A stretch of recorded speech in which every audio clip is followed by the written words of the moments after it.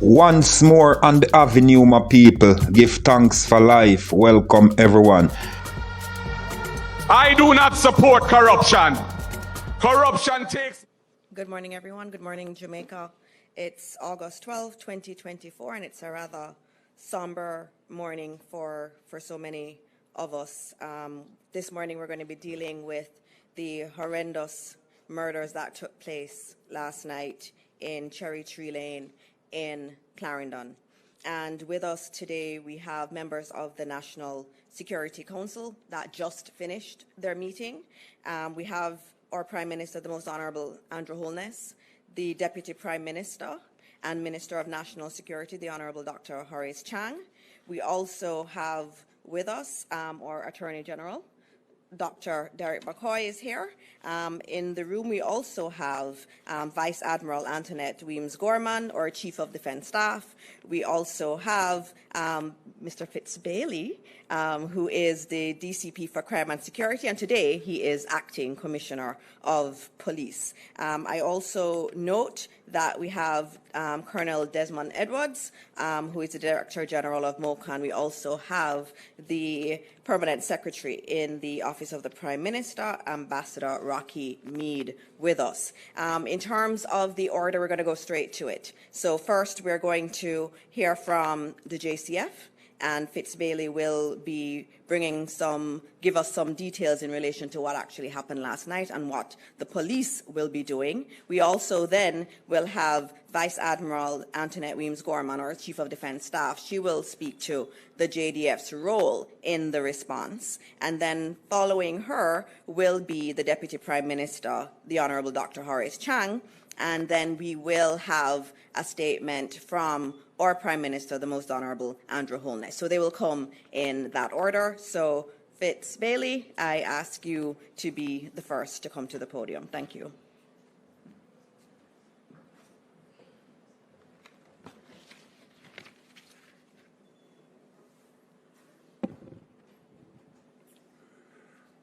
Honourable Prime Minister Holness, Deputy Prime Minister Horace Chang, other distinguished ladies and gentlemen, I regret to report a devastating incident that occurred in Clarendon on Sunday, August 11, 2024, about 8:45 p.m., resulting in the loss of 8 innocent lives and injuring 9 others. The attack carried out by armed men in motor vehicles targeting 2 gatherings, leaving a trail of destruction and chaos. Tragically, 1 child is among the deceased and another is among the injured. Preliminary investigation suggests that the attackers used high-powered firearms indiscriminately, firing on the gatherings. Our team are working tirelessly to identify the perpetrators and their motives. We have deployed additional resources to the affected area to maintain order, provide support to the victims' families, and ensure the community safety. There was a birthday celebration being held by a 31-year-old bar owner of Cherry Tree Lane for her boyfriend, a 24-year-old mechanic of Cherry Tree Lane. Several persons from the community gathered at the celebration. Whilst at the location at First Lady's headquarters, a white Axio motorcar, registration, number and letter not yet ascertained, drove up. 3 men alighted with rifle and handguns. The gunmen opened fire at the group of persons who ran in different directions. After the shooting ended, it was discovered that several persons were shot and injured. They were taken to the hospital, and at the end of the count, 8 died, including an 8-year-old boy, and 9 were injured, including a baby of 1 year and 8 months. The police is following a number of theories and line of inquiries. At this time, I am unable to get into those details, but I guarantee you that we will ensure that the perpetrators are brought to justice. We are confident in the ability of the law enforcement agencies, and we are following some significant lead. This incident is so tragic, is a significant attack on, I consider, the state. And as I said yesterday, its intention is to create intimidation and fear within the community. We have imposed a curfew in the area, and we will be engaged in a lot of activities to ensure that those who are responsible are brought to justice. We will identify and locate the suspect. We will ensure to mitigate any form of reprisal by our presence. And I will appeal, and we are appealing to the public. If you have any information, please pass it on to us. This senseless act must be dealt with swiftly and proportionately. And the JCF and the law enforcement agencies are committed to ensure that that is done. Thank you.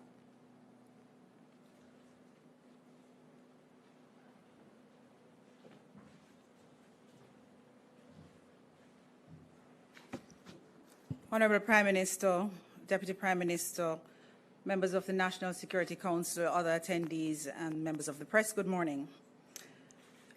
As indicated by Mr. Fitzbailey, the occurrence in Clarendon merits special attention by the security forces.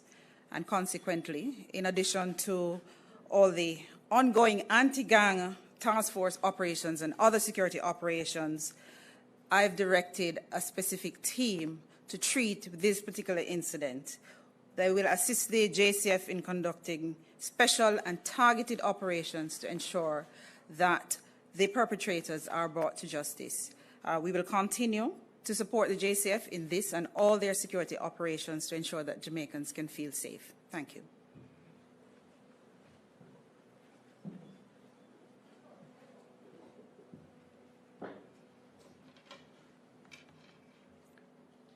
Honourable Prime Minister, Head of the Security Forces, this most brutal and reprehensible act by criminal gangs in central Clarendon is totally intolerant.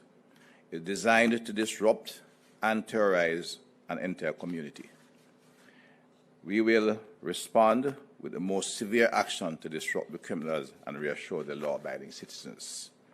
Intelligence indicates inter-gang collaboration in these areas, and I have accepted recommendations from the security forces to have extensive areas of curfews across the central, southern Clarendon, south and northern St. Catherine, where gangs collaborate.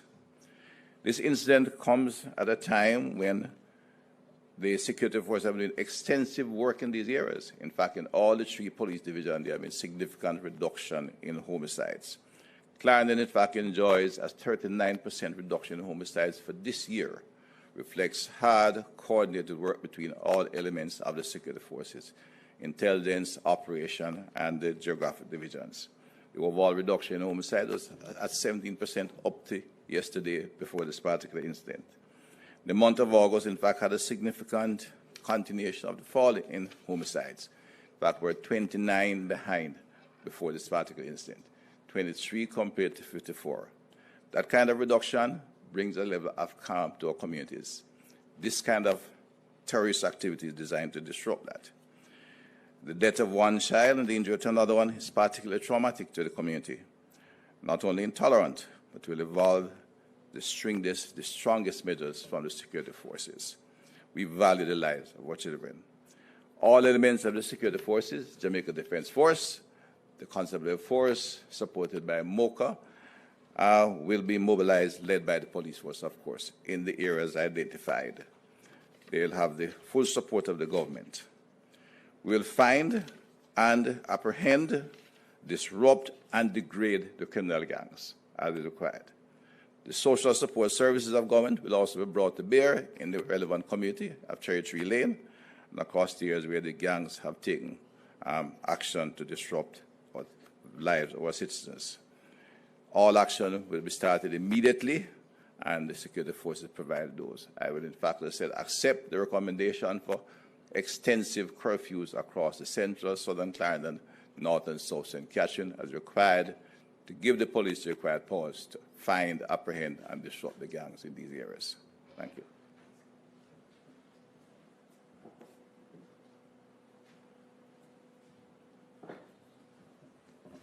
Good morning, everyone. It is indeed a sad day for all Jamaica. First, let me begin by extending my deepest condolences to the families and loved ones of those whose lives were brutally snuffed out in this dastardly incident. I feel the pain and share the distress of the families, the loved ones, the communities, and indeed the entire Jamaica. And I also pray for the recovery of those who were injured. I stand here today with firm resolve that everyone, and I mean everyone, who was in any way involved in this incident will be brought to justice. I want to make that absolutely clear. The incident is one which cannot be allowed to stand in any way, lest it become the normal routine of criminals.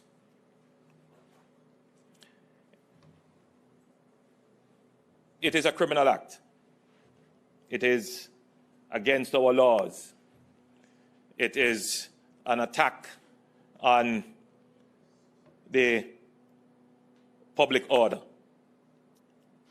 But I want you to consider for a moment that it goes beyond the victims. It goes beyond the community in which it was perpetrated. It is an attack on every Jamaican. It is an attack on every community. The intention was not only to harm the victims. The intention was not only to spread terror in the local community. No, this act is designed to spread terror in the nation. This is an act of terror.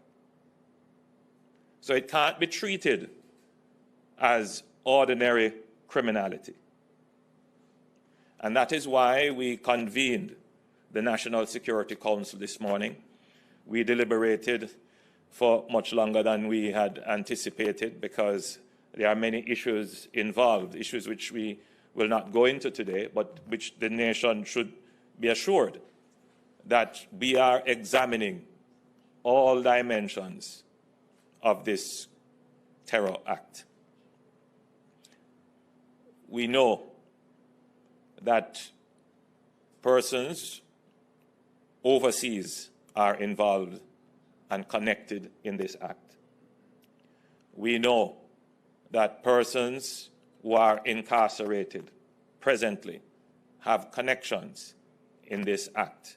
We know that multiple gangs are connected and involved in this act.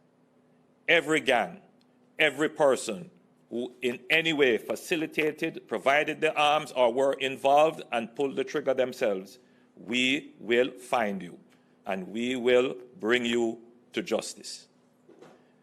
I want that to be absolutely clear. We will not treat this as another criminal act. We will treat this as an act of terror. Therefore, we have given directions to the security forces to launch an all-out assault on the gangs that are involved, indeed any gang that is involved.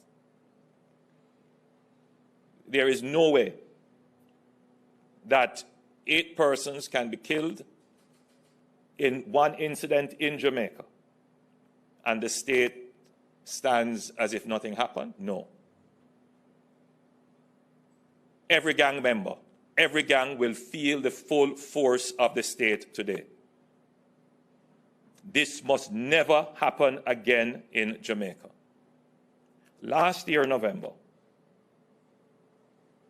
another act of terror took place where a gangster with a high-powered weapon shot up a public passenger vehicle and killed 2 innocent children. I made the commitment that they would be found and brought to justice. And indeed, they were. Today, I make a similar commitment. And everyone who is involved in this will be brought to justice, in whichever form the justice is visited upon them. We have played with gangs for far too long.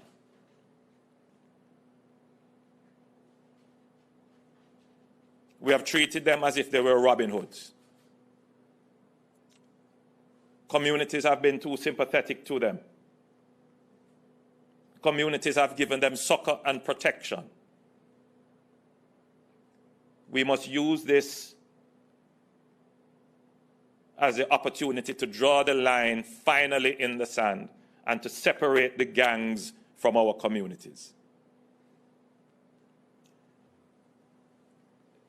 The gangs are not merely youngsters who are poor and dispossessed. If you have that view, you are under a disillusion. You're misguided.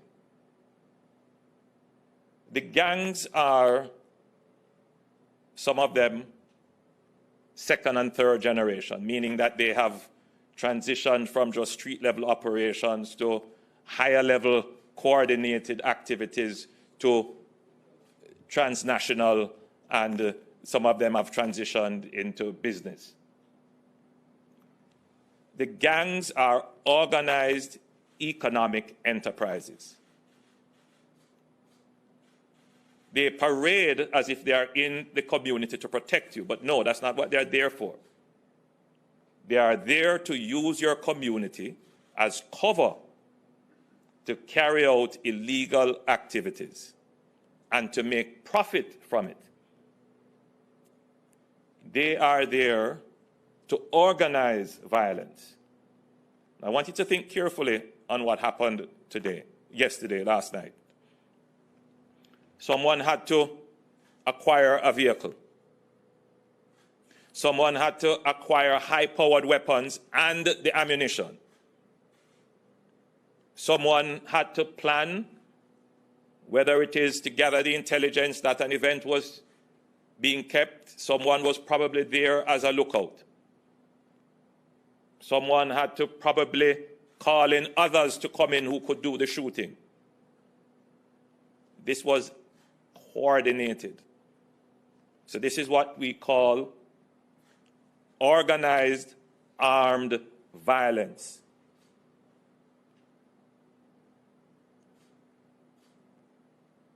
And this level of planned, organized, armed violence must be addressed unequivocally. It is not a problem affecting Jamaica alone. It is becoming a feature right across the Caribbean and Central America, and indeed in Latin America generally, and even in North America. So we cannot allow this incident to be treated merely as another criminal act.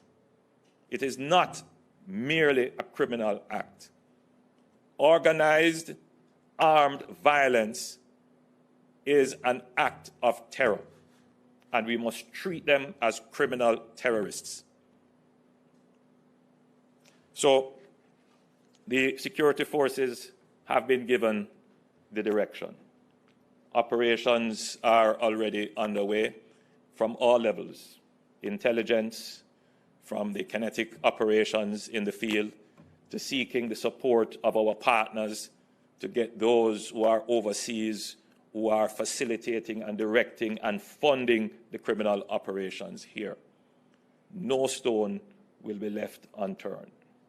I want to give the Jamaican people the reassurance that your government will use this as the opportunity to deal with the gangs once and for all.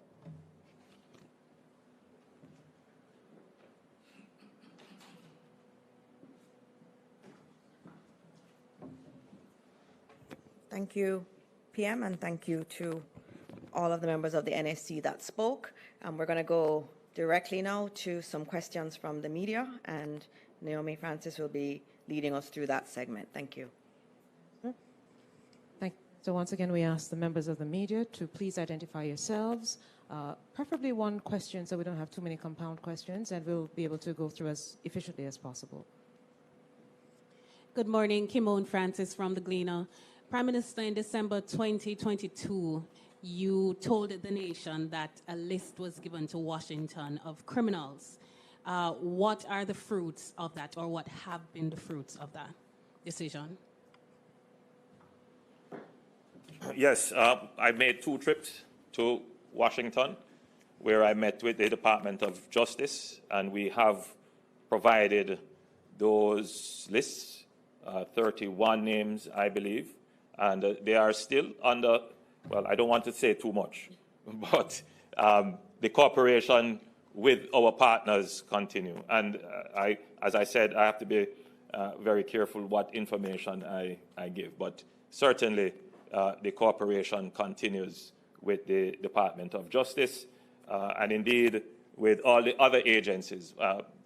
By the way, when we visited the Department of Justice, we met with several entities in law enforcement in the United States, and our cooperation continues with them, which is why I've said that in this particular instance, where we know that there are connections overseas, we will be pursuing it, given the channels that we have opened with our cooperation with our overseas partners.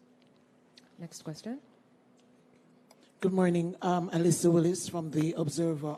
PM, just yesterday or today, we reported on the efforts as it relates to prosecution of individuals who facilitate the introduction of prohibited items behind bars, so the cellular phone devices. It was mentioned this morning that there was activity from behind bars linked to this particular incident. I just wanted to know, you did say that you would be addressing it at all levels, but as it relates to the participation of whether correctional officers or so on in getting these prohibited items into the hands of inmates, what will be the focus there? Well, there are 2 issues here. One is legislative. We made an amendment to the law, my recollection, I believe it would have been Minister Chang, if you could give us an explanation on that. I think we made an amendment to the legislation.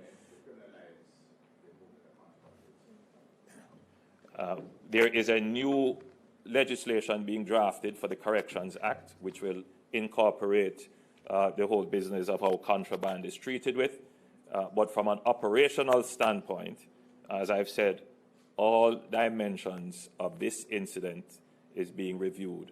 So the persons who pulled the trigger, to everyone who facilitated, to everyone who is presently hiding, and everyone who knows where they are and do not communicate it to us, you become implicated in the stream of facilitation of this crime.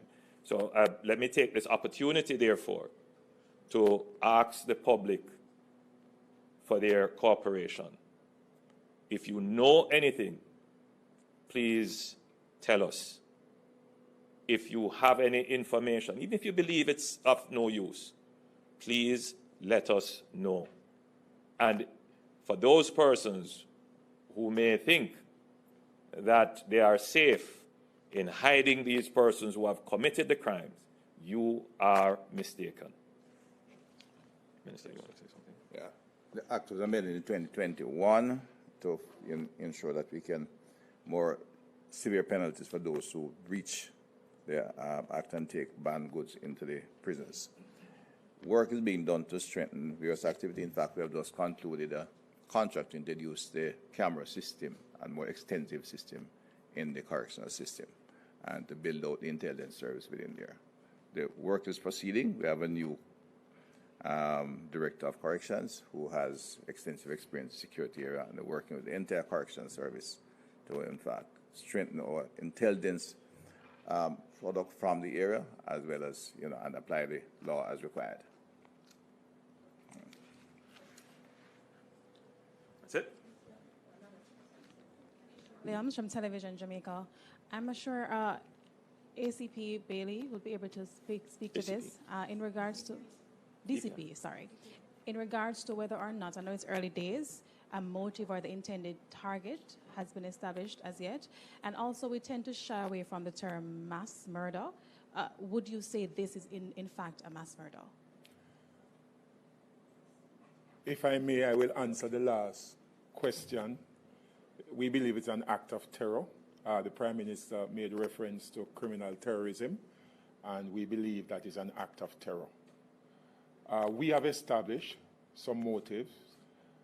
We believe that it is gang-related, reprisal for the death of someone who was killed in Clarendon, but I don't want to get into too much detail in respect of that, but we have established motives. Well, DCP, I think you might also want to make an appeal to those persons.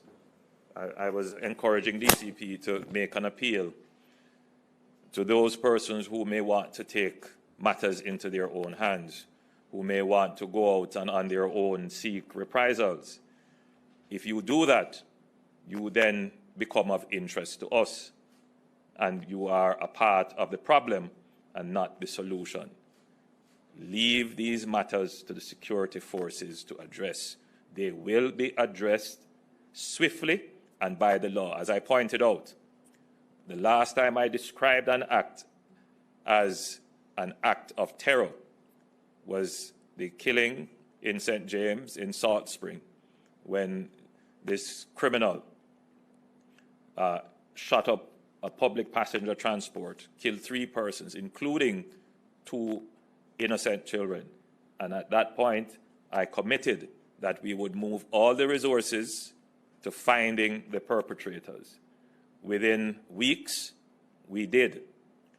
And I'm not giving myself weeks. I've said to the DCP Bailey that we must start to see results very soon. Thank you, sir. Next question. Good morning, Natalie Campbell of IRI FM. How much can the police say now about how many gangs were involved and which gangs, as if, can you name them at this point? Or name them at this point? I would, on behalf of DCP Bailey, say we will not give out any information as to which gang and how many. What I will say is that on behalf of DCP, just quickly, that our activities as it relates to treating with gangs has been very successful. We had on our books, DCP, remind me, we had about almost 380 gangs, active gangs. Over the last 2 years, we have eroded that down to about 250 gangs now. So our actions have been yielding results. This incident runs against the trend of what we have been doing. But what it shows is that even as we are degrading the gangs, that the ability for gangs to organize and arm themselves and produce violence that goes beyond the victim to affect a nation, that capability still exists, and therefore we must intensify our operational intelligence and strategic stance to further erode and eliminate gangs from our society. Good morning, Prime Minister. Ricardo Brooks, Nationwide News. Hear you on the short-term operational measures that will be pursued. But over the long term, what has happened to the enhanced security measures bill that was supposed to be brought to Parliament? Has your administration abandoned that? And you've used the word terror and terrorism frequently this morning. Do you think it may be now time for you to codify in legislation that these people who commit these kinds of crimes should be labeled or designated domestic terrorists and give the security forces special powers to treat with them? Grateful for those questions, Ricardo. Firstly, my response here is not short term, though it is immediate. This will be the operational and strategic stance of the JCF, the JDF, MOCA, and all our other intelligence modalities going forward. What I have declared here is a total assault on gangs in Jamaica. I want that to be clearly understood. Operationally, they must go after every gang in Jamaica. The gangs that have been identified as being directly responsible for this action are connected with other gangs. And so we must pull the thread to where it leads. So today, every gang leader should take with themselves.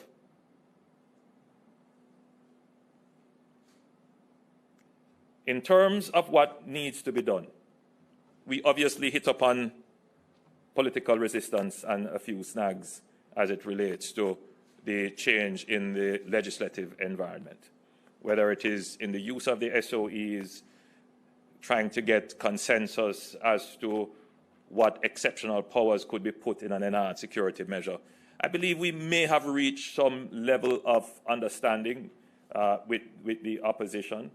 As we do this, we always bear in mind that Jamaica is a country where the rule of law is paramount and the protection of human rights will never be compromised, no matter how hard we go at the criminal gangs. The country can be assured that as a liberal democracy, as a country that believes in the freedom and the rights of its citizens, that this government will never do anything to injure that. So as we move legislatively, it's a slower process to make sure that we get the balance right between the rights of the citizens and being able to hit the criminals hard. So it moves much slower than in other jurisdictions. So this morning, for example, Ricardo, someone sent me a note showing me what the president of El Salvador has done. And I was at pains to point out that Jamaica is not El Salvador. And of course, you will know that if we did something here using SOEs and other measures which were very mild relative to what, and you would have seen the level of opposition that was brought to it. My own view is that if we had stuck with the strategies that had been in place, we would have moved not just from 400 gangs to 250. We would have been way down to probably less than 100 gangs now. Oh, I've just updated by Minister Chang. We are now at 185 active gangs. After this, we intend to be way below that. So the security forces have now been given, after our National Security Council meeting, the directive, go after every single gang, erode them.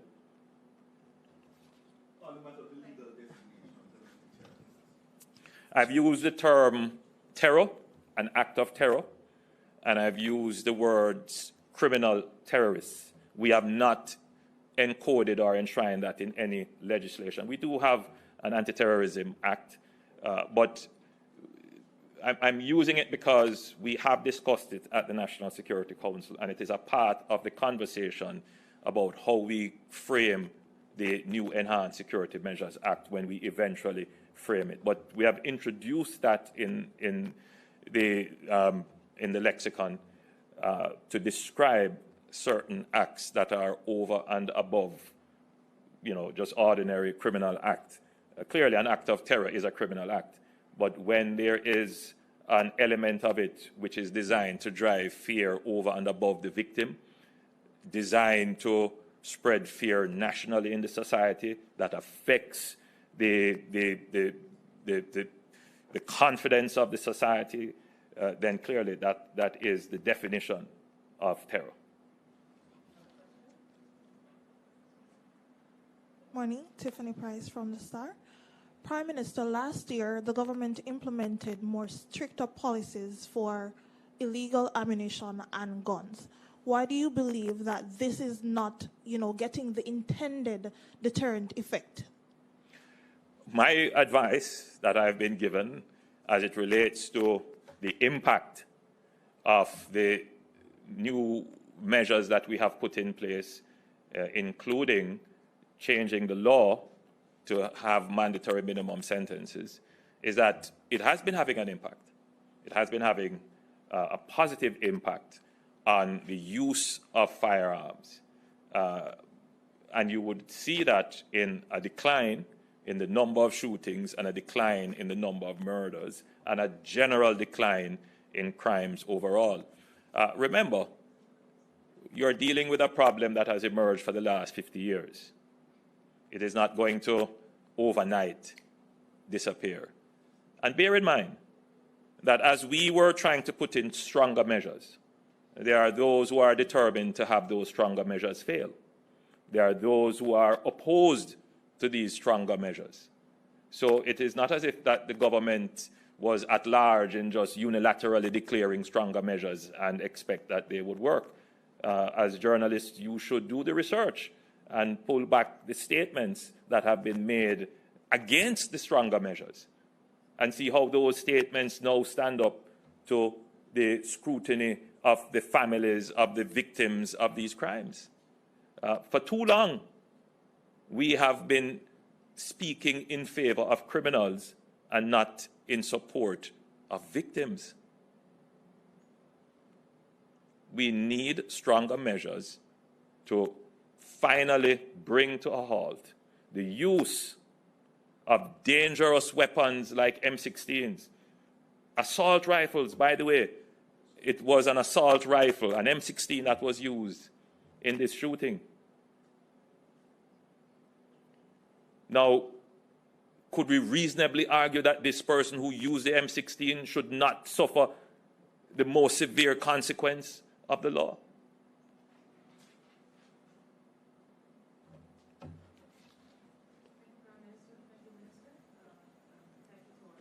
Thank you, everyone.